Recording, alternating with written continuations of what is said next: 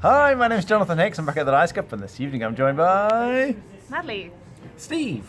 Amy. I've just finished playing Medium. Now, to explain how this game works, we are going to demonstrate it. Essentially, you're trying to connect with another person, so you play two at a time. So me and Madley are going to play to start with. You have a hand of cards, and you pick one of them. So I think Madley's actually going to pick one of them, and she puts it down in the middle. And then I look through my hand of cards, you can kind of see the words at the side here, and I pick one of them. So I'm going to go with this one at the front, which is job. And then what we've got to try and do is connect movie and job. We're trying to think what word sort of goes in between, is this sort of medium word, if you like, in between movie and job. So we think about it for a few seconds, and then we sort of say 3, 2, 1, then we both call out a word, and if we say the same thing, we win, effectively. So let's have a go at this. 3, 2, 1, actor. Yeah, so we both said the same thing. That's great. And then because we got it right on our first attempt, we get this, and this is worth points at the end of the game. However, sometimes it doesn't always work out quite so well. And so if let me pick another one, I'll do it with Steve. So let's say I go with green, and he picks something. Some of them are kind of obvious, like this one. I mean, actor, fairly obvious. Sometimes, though, they're not always quite so obvious. Green and plumber, okay? Now, we did actually do this when we were playing the game for real. But in my head, I was thinking, well, plumber's all to do with water, and water's a kind of like a green, like an eco-friendly thing, isn't it? So, I mean, nothing else really jumps out at me when I think plumber and green, so I'm probably going to go for water. Anyway, 3, 2, 1, Luigi. Water. Yes, and then Steve mocks me because I'd forgotten about Mario and the fact that there is a green plumber in there. But if you get it wrong, we then have to use the 2 new words. So Steve said Luigi and I said water. So now we've got to find a word between Luigi and water. Crumbs. So I'm thinking Mario things, water. Flowers grow in water, don't they? Sorry, 3, 2, 1, Mario. flower.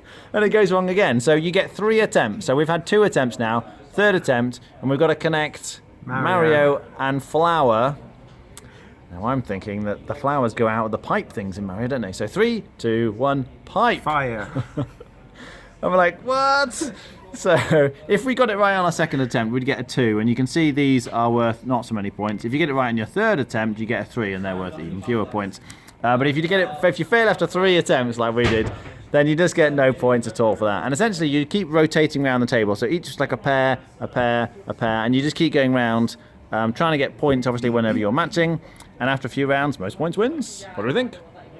I think it's a good game, but I think you need to be from kind of the same cultural and language background to play it well. So for me, not being from the UK and speaking English as my second language, a bit difficult, but it's a good game. Yeah. Steve? It's a party game, and you are right. Even if you are from the same country, you need to be the same like social, popular culture, all that sort of stuff. You need to have the same thing. So when it was all about scientists and weird things, Jonathan made some really great links, and it went over everyone else's heads. And then as soon as it's like popular culture, brilliant. Obviously, the green plumber in Mario, Luigi.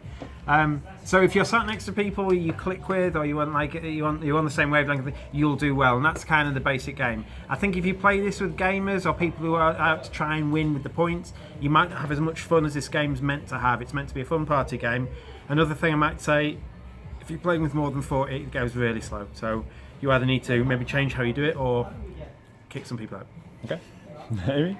I also really like this game, but I think Steve has a point. If you're playing with really heavy gamers that are really serious about the points, you're really not going to enjoy yourself. It's very much a silly party game. I've played this with just a pen and paper version. It's really nice to see a more glorious version that is a bit more fulfilled and has lots of cards. So there's loads and loads of cards, so it's unlikely you'll get similar combinations, which is good for replayability purposes.